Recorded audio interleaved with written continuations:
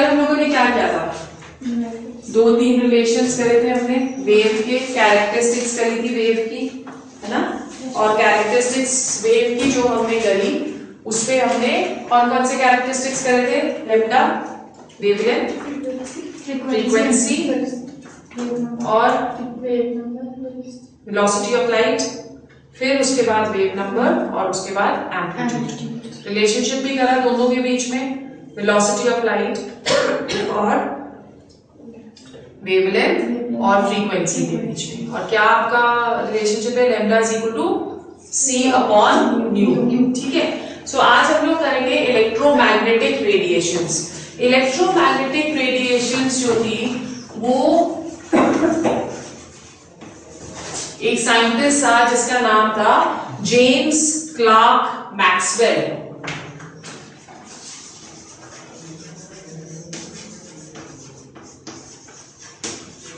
James Clerk Maxwell, इसने हमें electromagnetic radiations के बारे में बताया था।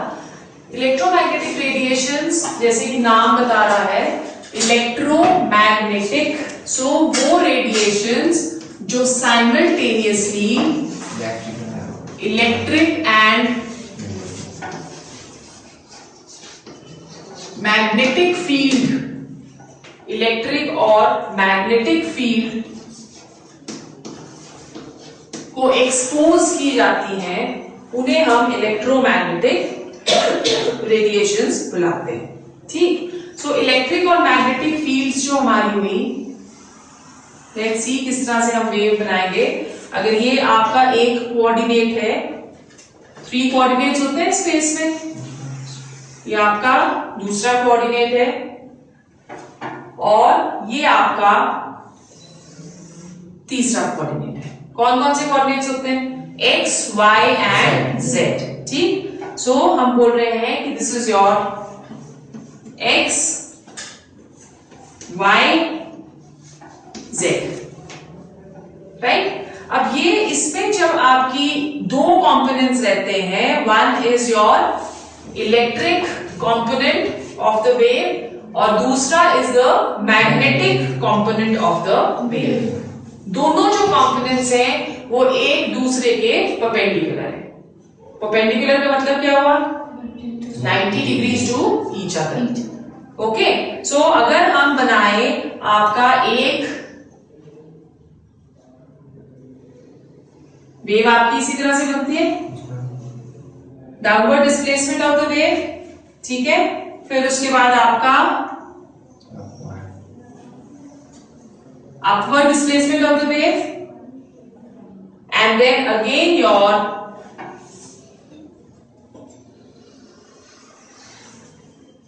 downward displacement of the wave and then again your upward displacement of the wave. Let's say कि ये हमारा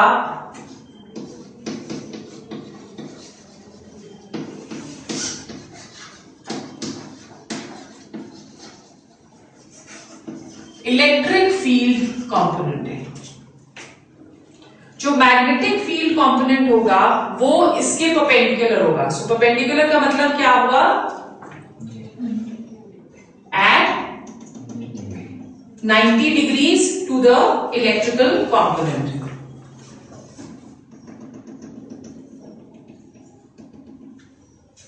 ओके। सो आप देख रहे हो कि ये इंटरसेक्ट कर रहा है,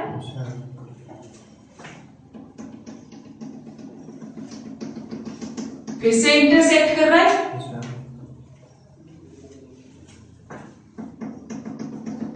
और ये again it is going to intersect. ये आपका जो यहां पे आ गया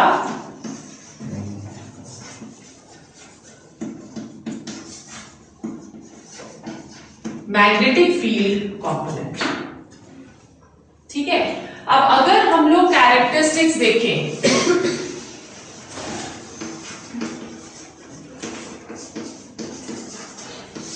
characteristics of your electromagnetic waves। First जो कैरेक्टरिस्टिक है ये क्या बोलता है कि these consist of electromagnetic waves consists of electric and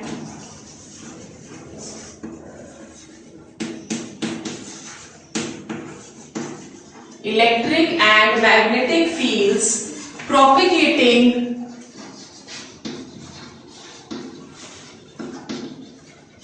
perpendicular to each other.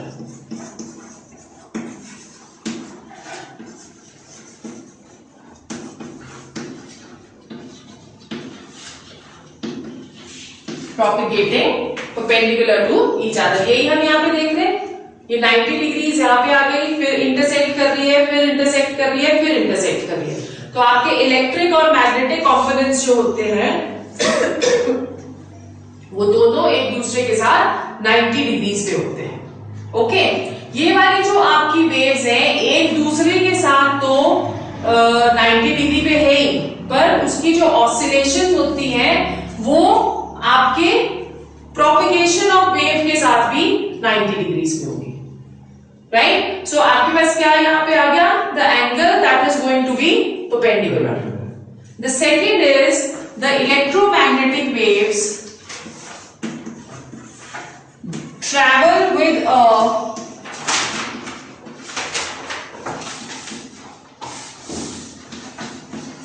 constant speed of light. Travel with a constant speed of light, और speed of light हमारी क्या है, 3 into 10 raised to power 8 meters per second. Travels with a constant speed of light, that is 3 into 10 raised to power 8 meters per second. Third, the electromagnetic radiation do not require a material medium. Do not require a material medium to travel. मतलब इसका क्या हुआ कि ये electromagnetic radiations can also travel in vacuum. Vacuum क्या होता है, जहाँ पे एयर भी ना हो, वेरी गुड, जहाँ पे कुछ भी नहीं है ना। सो जो आपके इलेक्ट्रोमैग्नेटिक रेडिएशंस हैं वो वैक्यूम में भी ट्रैवल कर सकते हैं, और वैक्यूम में भी जो उनकी स्पीड रहेगी वो यही रहेगी 3 into 10 raised to power 8 meters per second. अगर थोड़ी सी चेंज प्रिसाइसली अगर हम उसको देखें तो वैक्यूम में जो उसकी स्पीड है वो 2.9 into 10 raised to power 8 meters per second है, जो कि सिमिलर है to 3 into 10 raised to power 8 meters per second. So there is not much of a difference. अब जो इलेक्ट्रोमैग्नेटिक रेडिएशंस होती है उसके कैरेक्टरिस्टिक्स में हमने क्या देखा कि स्पीड जो इलेक्ट्रोमैग्नेटिक इसकी रेडिएशंस की है वो same, that is the speed of light. So क्या ऐसी चीज है इलेक्ट्रोमैग्नेटिक रेडिएशंस में जो उसको एक और दूसरे को अलग अलग दिखाती है या उसको डिफरेंशिएट करती है? वो वेव की दो प्रॉपर्टीज है, one is lambda and the other one is frequency. जो इलेक्ट्रोमैग्नेटिक रेडिएशंस होती हैं उनकी लेम्डा और फ्रीक्वेंसीज में फर्क होता है। आपको हमने कहा था कि जो लेम्डा है वो इनवर्सली प्रोपोर्शनल है किसके, फ्रीक्वेंसी के। तो अगर लेम्डा ज्यादा होगा तो फ्रीक्वेंसी कम होगी। उसी के बेसिस पे हम इलेक्ट्रोमैग्नेटिक रेडिएशन को अरेंज करते हैं, और उस अरेंजमेंट को हम क्या बुलाते हैं, उसे हम बुलाते हैं इलेक्ट्रोमैग्नेटिक स्पेक्ट्रम। क्या बुला रहे हैं उसको हम, electromagnetic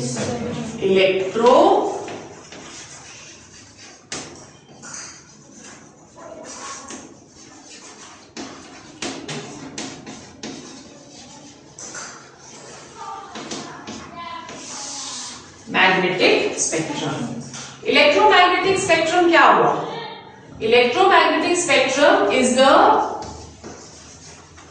arrangement of radiations in order of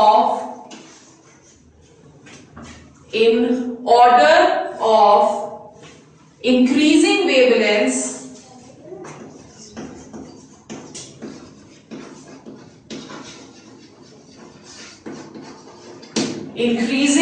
wavelengths or decreasing frequencies.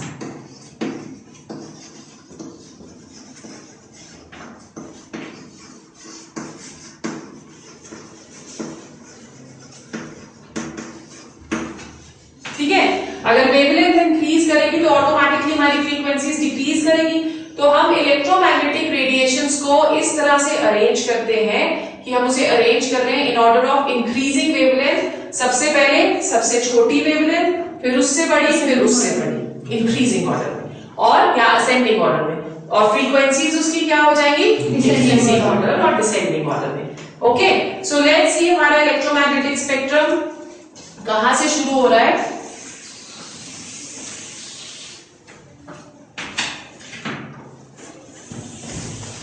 इस तरह से हम इसकी अरेंजमेंट जो है वो शो कर सकते हैं। सो वेवलेंथ से हम शुरू करते हैं। वेवलेंथ आपकी मीटर्स में दी गई है।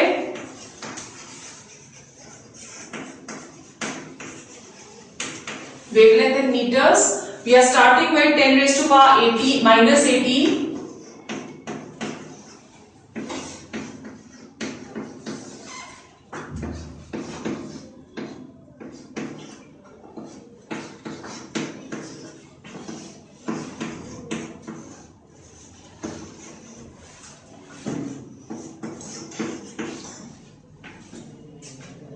4 के हमने डिफरेंसेस डाले हैं। ठीक है, 10⁻⁻18, 10⁻⁻14, -10, -6, -2 एंड 2। राइट, फ्रीक्वेंसी फिर हम करते हैं। फ्रीक्वेंसी आपकी डिक्रीज होगी। What is the unit of frequency? पर सेकेंड। सो फ्रीक्वेंसी हम शुरू कर रहे हैं 10⁻26। अगेन यहां पे भी 4 का डिफरेंस ले लो। 10⁻22, 10⁻18, 10⁻14, 10⁻10 एंड 10⁻6। ठीक है, सो ये आपकी क्या आ गई? This is going to be the frequencies. अब सबसे पहले हम किसे प्लेस करेंगे? उन रेडिएशंस को जिनकी वेवलेंथ सबसे कम है। सो जो वेवलेंथ जिसकी सबसे कम है उसे हम बुलाते हैं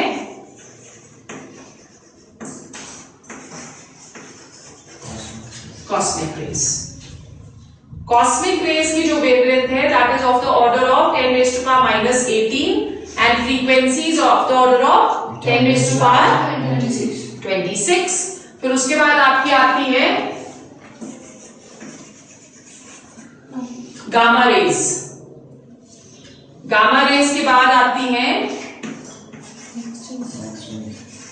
एक्स रेज। एक्स रेज के बाद आपका यूवी रेडिएशन आ जाता है।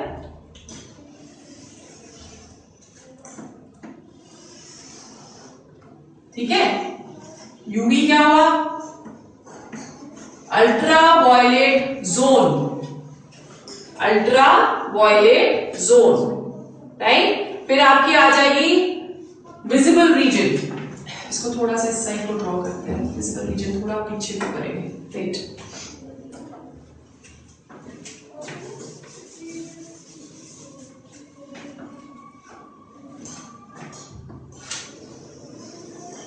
यहाँ गया आपका यूवी रीजन और फिर उसके बाद आपका आता है विजिबल रीजन। ठीक है, विजिबल रीजन के बाद आपका आ जाएगा this is UV, visible, infrared,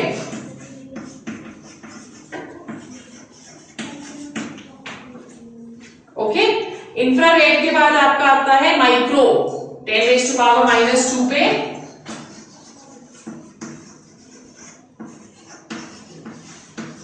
microwaves, और फिर लास्ट में आपके आ जाते हैं रेडियो वेव्स। ओके, अब जो ये सारे के सारे हम देख रहे हैं, जितने भी हमने रीजन्स यहाँ पे प्लॉट करे हैं या पॉइंट आउट करे हैं, उनमें से हमें कोई भी वेव्स नजर नहीं आती। ना हम कॉस्मिक देख सकते हैं, ना गामा देख सकते हैं, ना एक्स रेज देख सकते हैं, कोई भी हमें नजर नहीं आ रही है। हमें सिर्फ विजिबल जोन जो है वो नजर आ रहा है, जिसमें डिफरेंट टाइप ऑफ कलर्स है। और वो जो कलर्स हैं वो रेंज करते हैं, जिसको हम क्या बुलाते हैं, विबग्योर, जहां पे आपका V stands for violet, indigo, blue, green, yellow, orange and red. अब आप देख रहे हो कि यहाँ पे जो V है, वायलेट है, उसकी शॉर्टेस्ट वेवलेंथ है, क्योंकि वेवलेंथ आपकी इंक्रीज हो रही है। सो जो वायलेट है उसकी वेवलेंथ होती है of the order of 400 nanometres, और रेड की जो है it varies from 700 to 750 nanometres. So आपका wavelength from 400 nanometres to 750 nanometres, पूरे इलेक्ट्रोमैग्नेटिक स्पेक्ट्रम में सिर्फ यही रीजन है जिसको हम देख सकते हैं, बाकी हम किसी भी रीजन को देख नहीं सकते। क्लियर हो गया? ठीक है, आ गया हमको इलेक्ट्रोमैग्नेटिक स्पेक्ट्रम समझ। अगर बाय चांस आपको क्वेश्चन पूछते हैं कि व्हाट इज इलेक्ट्रोमैग्नेटिक स्पेक्ट्रम, तो क्या बोलोगे कि इलेक्ट्रोमैग्नेटिक स्पेक्ट्रम क्या है? It is arrangement of electromagnetic radiations in order of increasing wavelength और decreasing frequencies, जिसमें आपका जो visible region है वो 400 नैनोमीटर से 750 नैनोमीटर के अंडर फॉल कर रहा है, राइट। अब इलेक्ट्रोमैग्नेटिक रेडिएशंस जो हमारे हैं वो सारे के सारे वेव कैरेक्टर्स, जो हमने कैरेक्टरिस्टिक्स उसके लिखे, उसमें हमने देखा कि वो सारे वेव कैरेक्टर्स को फॉलो कर रहा है, स्पीड ऑफ लाइट के साथ चल रहा है। और लाइट आपकी क्या है? Light is a wave, vacuum में भी ट्रैवल कर रहा है, ठीक है। तो इसका मतलब क्या है? वो इट इज अ वेव और इट हैज वेव कैरेक्टर्स। पर एक साइंटिस्ट था जिसने बोला कि इलेक्ट्रोमैग्नेटिक रेडिएशन जो है उसके सारे के सारे कैरेक्टरिस्टिक्स हम वेव नेचर से ही एक्सप्लेन नहीं कर सकते, हमें कुछ और भी ऐसे नेचर उसकी लेनी पड़ती है, such as to explain the particle character of a wave. ठीक है, सो हमारा जो नेक्स्ट टॉपिक है that is particle nature of electromagnetic radiation.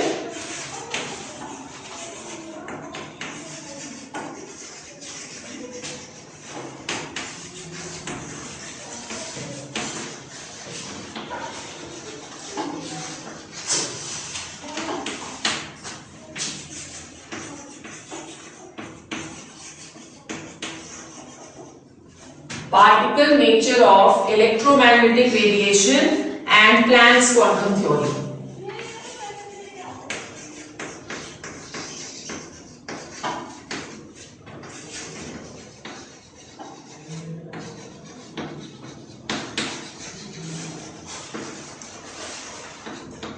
Planck's quantum theory.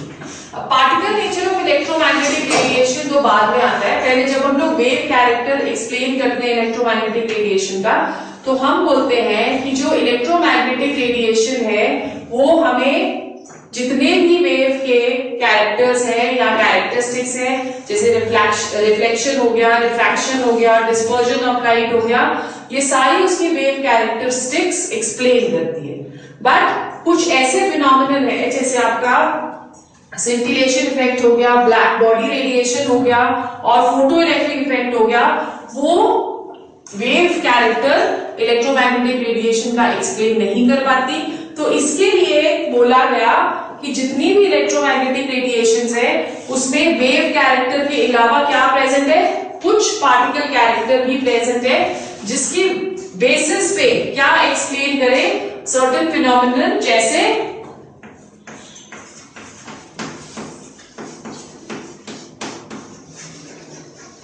Scintillation effect. क्या होता है scintillation effect?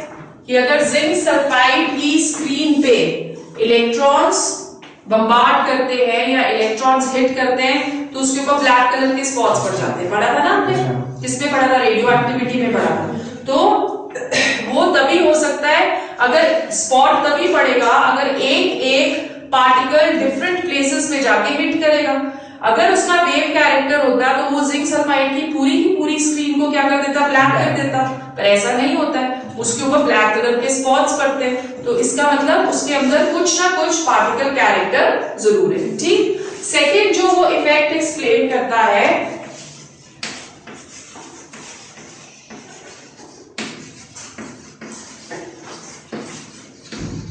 that is known as black body radiation. Black body radiation. क्या होता है आपका black body? What is your black body? एक ऐसी body जो कि सारी लाइट जो उसके ऊपर गिर रही है उसको एब्जॉर्ब कर ले और उसके बाद उस सारी लाइट को इमिट भी कर दे। तो जब वो सारी लाइट एब्जॉर्ब कर लेगी, विजिबल रीजन में है जैसे सपोज, अगर वो सारी लाइट एब्जॉर्ब कर लेगी तो हमें कोई भी कलर नजर नहीं आएगा, नहीं आएगा ना नजर, क्योंकि उसने सारी रेडिएशन तो वो एब्जॉर्ब कर लिए। फिर जब वो सारी लाइट सारी रेडिएशन इमिट करता है तो जितनी तो उसने एब्जॉर्ब कर ली वो पूरी की पूरी अगर वो इमिट करेगा तो क्या होगा? अगेन हमें विबग्योर रीजन का कोई भी कलर नजर नहीं आएगा, इसलिए वो क्या अपीयर होता है? ब्लैक। ठीक है, that is what your black body radiation is.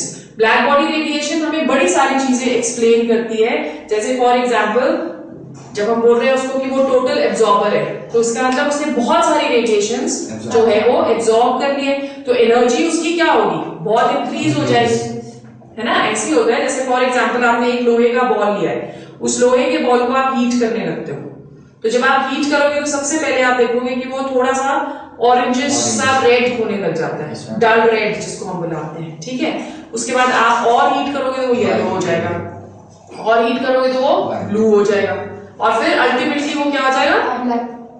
Ultimately क्या हो जाएगा? व्हाइट होगा कि ब्लैक होगा?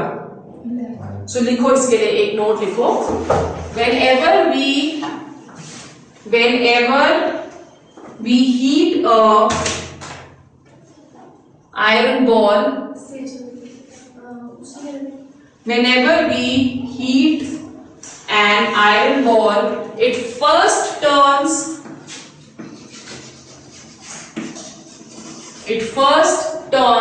dull red. On further heating, it becomes brighter and brighter orange,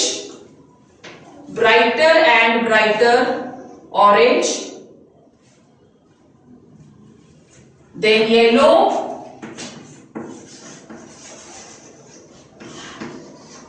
white, and finally blue. White and finally blue. अब ये जो ब्लू होगा, ब्लू कब होगा? This is at very high temperature.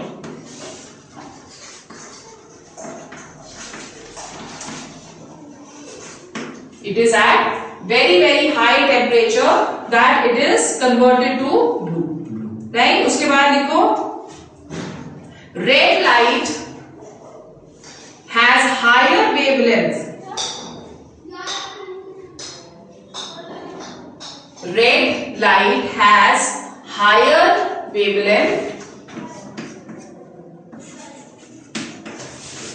and blue light has lower wavelength. अगर आप VIBGYOR देखो तो आपका विबग्योर में आर कहां आ रहा है? At the end. तो हाईएस्ट वेवलेंथ जो हमारी विबग्योर रीजन में आती है वो किसकी आती है? रेड। और विबग्योर थर्ड है ब्लू, तो उसकी जो वेवलेंथ है वो कम है। अब अगर हम लोग वेवलेंथ और एनर्जी के साथ एक रिलेशन बनाने की कोशिश करें तो हाई टेम्परेचर पे लो वेवलेंथ की रेडिएशन शो कर रही है और लो टेम्परेचर पे हाई वेवलेंथ की रेडिएशन शो कर रही है। तो इससे हमें क्या पता चल रहा है कि लैम्डा जो है that is inversely proportional to energy. Longer the wavelength, लिख लो, longer the wavelength lower is the intensity, यही बता रहा है हमें। longer the wavelength lower is the intensity and shorter the wavelength higher is the intensity। अब क्या होगा, अगर हम इसको और हीट करते चले जाएंगे तो और लो वेवलेंथ की तरफ भागता चला जाएगा। तो ऐसे तो नहीं हो सकता ना कि अगर हम ज्यादा इंटेंसिटी उसको देखते जा रहे हैं तो ब्लू से पहले वो फिर वो इंडिगो पे आ जाएगा, इंडिगो से पहले वो वायलेट पे आ जाएगा, वायलेट से पीछे तो नहीं आ सकता। तो एक फुल स्टॉप कहीं पे लगना चाहिए, ठीक है।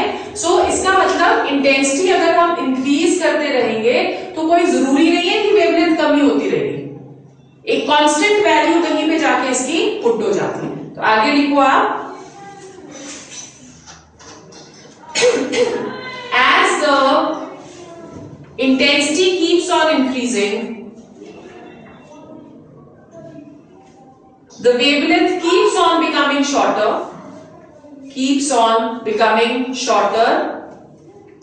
and ultimately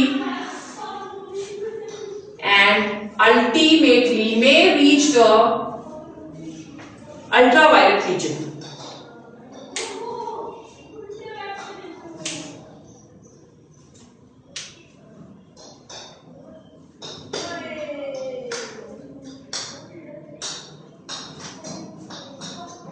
ठीक है, तो अल्ट्रावायलेट पे नहीं पहुंच सकती, तो मतलब सारी रेडिएशंस उसने एब्जॉर्ब कर ली।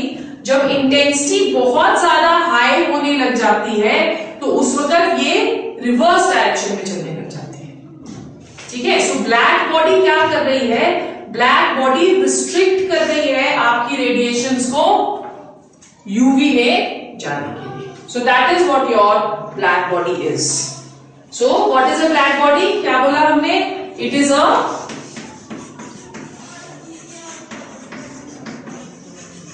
perfect absorber and a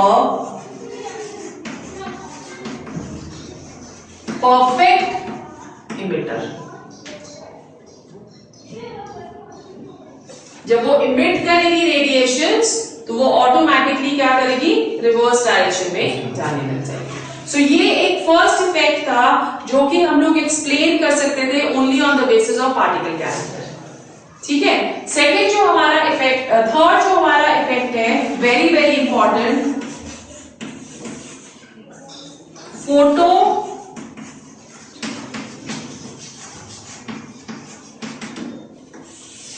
photo electric effect.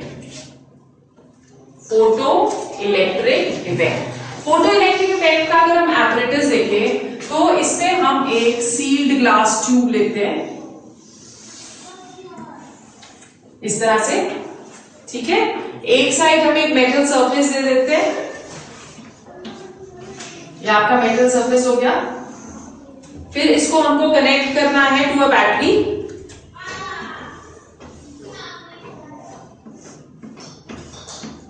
ये आपकी बैटरी आ गई।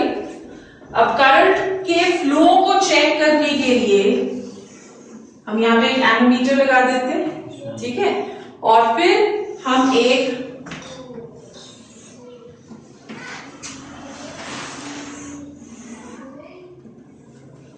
यहाँ पे एक हम डिटेक्टर लगा देते हैं। ठीक है, ये आपका नेगेटिव टर्मिनल आ गया, ये आपका पॉजिटिव टर्मिनल आ गया। ठीक है, ये हमने क्या बोला, this is a metal piece, और ये हमने क्या बोला,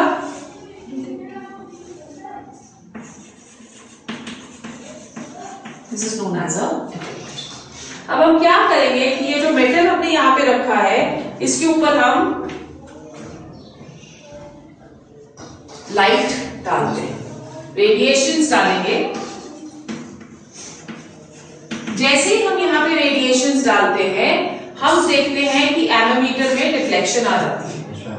ठीक है, वो डिफ्लेक्शन आपकी कब आएगी? जब यहां से मूवमेंट ऑफ इलेक्ट्रॉन्स स्टार्ट होगी। अब इलेक्ट्रॉन्स आपके क्या है? वेव तो नहीं है, इलेक्ट्रॉन्स आपके पार्टिकल है। ठीक, एक कंडीशन जो हमको मेंटेन करके रखनी है यहाँ पे वो ये है कि ये इवैक्यूएटेड होनी चाहिए, इसमें कुछ भी हमारे पास प्रेशर नहीं होना चाहिए, कुछ भी गैस नहीं होनी चाहिए, इस मेटल के अलावा इस ट्यूब के अंदर कुछ भी नहीं होना चाहिए। जैसे ही लाइट हम इसके ऊपर डालेंगे हम देखते हैं कि रिफ्लेक्शन हो रही है, और वो क्या शो करता है? वो इलेक्ट्रॉन्स की मूवमेंट को शो करता है, क्योंकि इलेक्ट्रिसिटी आपकी तभी पास हो सकती है अगर इलेक्ट्रॉन्स मूव करें। क्लियर हो गया?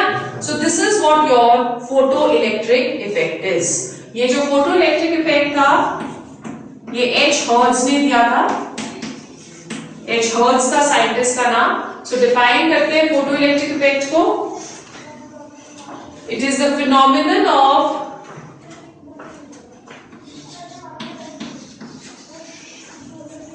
ejection of electrons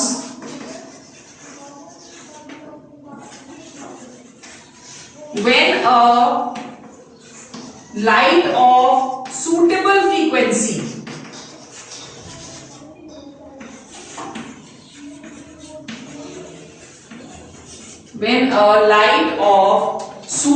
frequency falls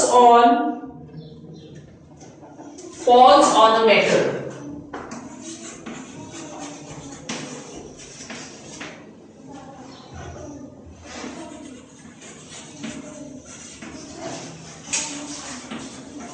Falls on a metal surface, right? So this is what your photoelectric effect is. अब यहाँ पे हम एक वर्ड यूज कर रहे हैं, suitable frequency. Suitable frequency का मतलब क्या हुआ कि हम किसी भी फ्रीक्वेंसी की लाइट डालें और इलेक्ट्रॉन्स इजेक्ट होने शुरू हो जाए, ऐसा नहीं होता। एक कोई सूटेबल फ्रीक्वेंसी चाहिए होती है, उस सूटेबल फ्रीक्वेंसी को हम क्या बुलाते हैं? That is known as threshold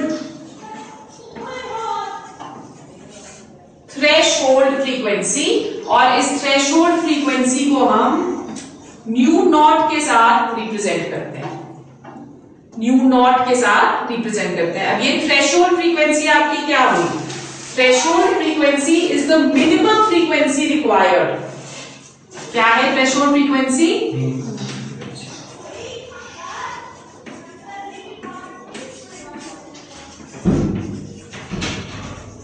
minimum frequency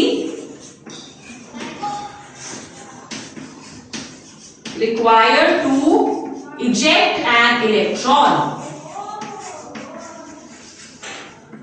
Minimum frequency required to eject an electron, that is what your threshold frequency is. ठीक है, जब ये एक्सपेरिमेंट किया गया फोटो इलेक्ट्रिक इफेक्ट का, तो ये इसका फर्स्ट ऑब्जर्वेशन था। फर्स्ट ऑब्जर्वेशन का मतलब क्या हुआ कि अगर हम लोग कोई भी लाइट डाल रहे हैं तो कोई एसेंशियल नहीं है कि इलेक्ट्रॉन्स इजेक्ट होंगे।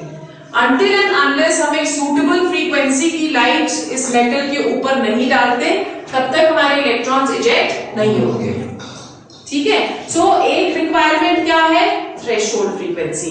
अब अगर इलेक्ट्रॉन आपका निकला तो क्या होगा? मूव करेगा, और जब मूव करते हैं तो कौन सी एनर्जी पोजेस करते हैं? काइनेटिक एनर्जी, है ना? सो जो इलेक्ट्रॉन्स आपके मूव कर रहे हैं, अब उनके पास क्या है? उनके पास है काइनेटिक एनर्जी। अब जो काइनेटिक एनर्जी है वो किसके ऊपर डिपेंड करेगी? ऑब्वियसली वो फ्रीक्वेंसी के ऊपर डिपेंड करेगी। जितनी ज्यादा फ्रीक्वेंसी होगी उतने ही इलेक्ट्रॉन ज्यादा मूव करेंगे, और जितने इलेक्ट्रॉन आपके ज्यादा मूव करेंगे उतनी ही काइनेटिक एनर्जी भी ज्यादा होगी। सो सेकेंड जो इसका ऑब्जर्वेशन है फोटो इलेक्ट्रिक इफेक्ट का, वो यही है कि kinetic energy is directly proportional to the frequency. ठीक है, पर एक कंडीशन इसमें अप्लाई होता है, फ्रीक्वेंसी आपकी किससे ज्यादा होनी चाहिए? थ्रेशोल्ड फ्रीक्वेंसी से। जब तक थ्रेशोल्ड फ्रीक्वेंसी नहीं होती है तब तक आपके इलेक्ट्रॉन्स इजेक्ट नहीं होंगे, और जब तक इलेक्ट्रॉन्स इजेक्ट नहीं होंगे, वो मूव नहीं होंगे, तब तक काइनेटिक एनर्जी भी नहीं होगी। ठीक। थर्ड जो इसका ऑब्जर्वेशन था कि हम जितनी भी मर्जी इंटेंस लाइट डालते रहे मेटल के ऊपर, इलेक्ट्रॉन तब तक इजेक्ट नहीं होता जब तक हम थ्रेशोल्ड फ्रीक्वेंसी अटेन नहीं करते। सो इसका मतलब जो आपका काइनेटिक एनर्जी है, that is independent of intensity. It is independent of intensity of light. ये जो सेकेंड और थर्ड ऑब्जर्वेशन है, इसको हम लोग ग्राफिकली भी शो कर सकते हैं। तो देखते हैं हम ग्राफिकली इसको किस तरह से शो कर रहे हैं।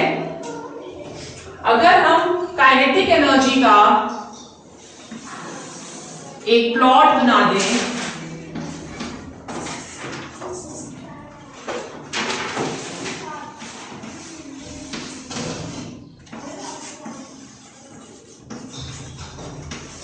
विथ फ्रीक्वेंसी, तो हम क्या बोल रहे हैं, kinetic energy is directly proportional to frequency only when your nu not, suppose ये वाला पॉइंट आपका थ्रेशोल्ड फ्रीक्वेंसी का है, ठीक है, न्यू नॉट। तो यहां पे आपके पास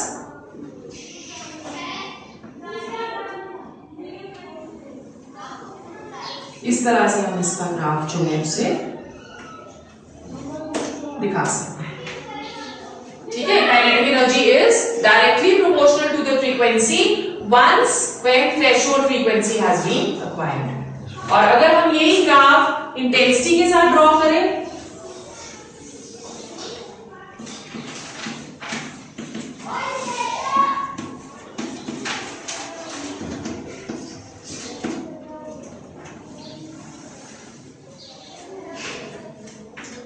तो आप देखते हो इट इज इंडिपेंडेंट। इंटेंसिटी आप जितनी मर्जी इंक्रीज कर लो, काइनेटिक एनर्जी जो हमारी है वो सेम रहेगी।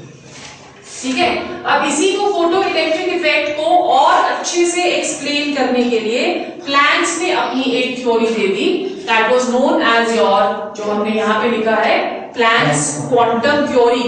क्वांटम का मतलब होता है पार्टिकल। ठीक है, सो प्लैंक्स क्वांटम थ्योरी क्या चीज है, लेट्स सी। ये समझ आ गया, प्लैंक्स क्वांटम थ्योरी क्या बोलती है। प्लैंक्स क्वांटम थ्योरी कि जो एनर्जी है, जो कि एक कोई भी पार्टिकल आपकी इमिट कर रहा है या कोई भी पार्टिकल एब्जॉर्ब कर रहा है, तो वो जो आपकी एनर्जी है वो कंटिन्यूसली एब्जॉर्ब नहीं होती, एब्जॉर्ब होती जा रही है और इमिट होती जा रही है, वो डिसकंटिन्यूसली एब्जॉर्ब होती है in the form of packets of energy. और उस पैकेट्स ऑफ एनर्जी को हम क्या बुलाते हैं, क्वांटम। ठीक है, सो प्लैंक्स क्वांटम थ्योरी हमें क्या बोल रहा है कि एनर्जी इज एब्जॉर्ब और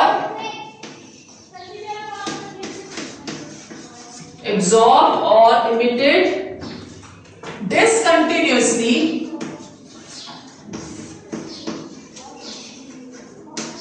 and not continuously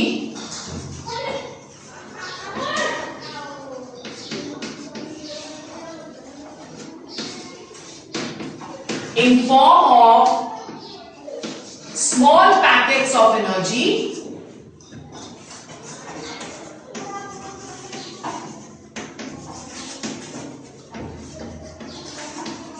in form of small packets of energy called quantum।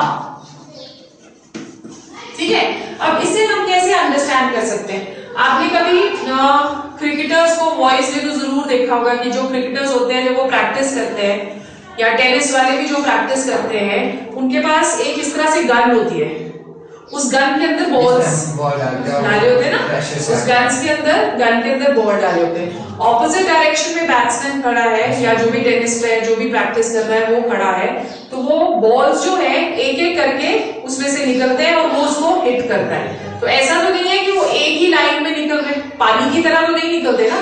पानी की जो फ्लो है वो क्या है, वो तो कंटिन्यूस है। अगर आप प्रेशर मेंटेन करके रखोगे तो पानी का जो फ्लो है वो कंटिन्यूस है, इसलिए जो पानी का फ्लो होता है उसको हम क्या बुलाते हैं, वेव बुलाते हैं, ठीक है। बट ओवर हियर वो बोल रहा है कि जब भी एनर्जी एब्जॉर्ब करता है या वो एनर्जी इमिट करता है तो वो कैसे इमिट कर रहा है, वो इमिट कर रहा है पार्टिकल नेचर में, डिसकंटिन्यूसली, ठीक। और वो जो एनर्जी है उसको हम क्या बुला रहे हैं, क्वांटा। क्वांटा जो है दैट इज प्लूरल,